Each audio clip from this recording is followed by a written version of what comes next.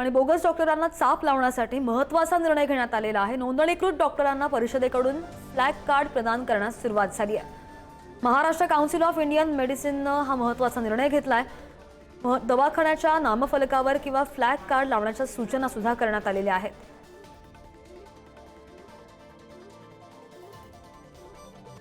अधिकची माहिती आमचे प्रतिनिधी किरण टाजणे आपल्या सोबत आहेत।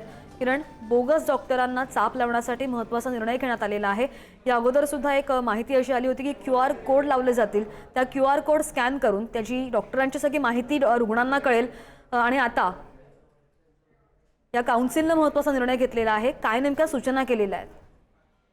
श्रद्धा, अगदी खरं आहे। गेल्या काही वर्षांपासून किंवा अनेक वर्षांपासून बोगस डॉक्टरांचा जो सुळसुळाट आहे तो संपूर्ण महाराष्ट्रासह देशामध्ये आहे। आणि प्रामुख्याने जर बघितलं तर ग्रामीण भागामध्ये रुग्णांची फसवणूक करून काही बोगस डॉक्टर उपचार करत असतात। आणि त्या सगळ्या पार्श्वभूमीवर महाराष्ट्र काउन्सिल ऑफ इंडियन मेडिसिनने अतिशय महत्त्वाचा निर्णय घेतलेला आहे। जे फ्लॅग कार्ड प्रदान केलं जात आहे त्यामध्ये देखील QR कोड असणार आहे। तो QR कोड स्कॅन केल्यानंतर संपूर्ण डॉक्टरची जो तपशीलवार माहिती आहे ती रुग्णांना मिळू शकणार आहे किंवा प्रत्येक नागरिकाला मिळू शकणार आहे।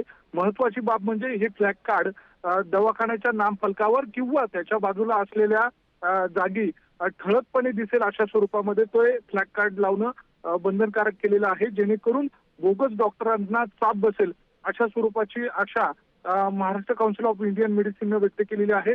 दुसरी महत्त्वाची बाब म्हणजे नो युअर आयुष डॉक्टर हे ऍप देखील या सगळ्या संदर्भामध्ये तयार करण्यात आलेलं आहे आणि त्याचा वापर देखील हा सगळ्या डॉक्टरांना करावा लागणार आहे। अँड्रॉइड आणि ऍपल या प्रणालीसाठी देखील ते उपलब्ध असणार आहे।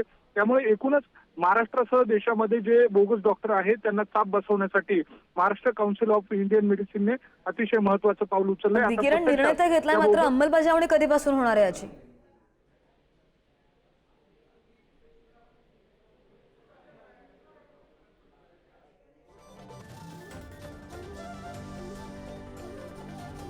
तर अगदीच या महत्त्वाच्या निर्णयामुळे बोगस डॉक्टरांना चाप बसण्यास मदत होणार आहे।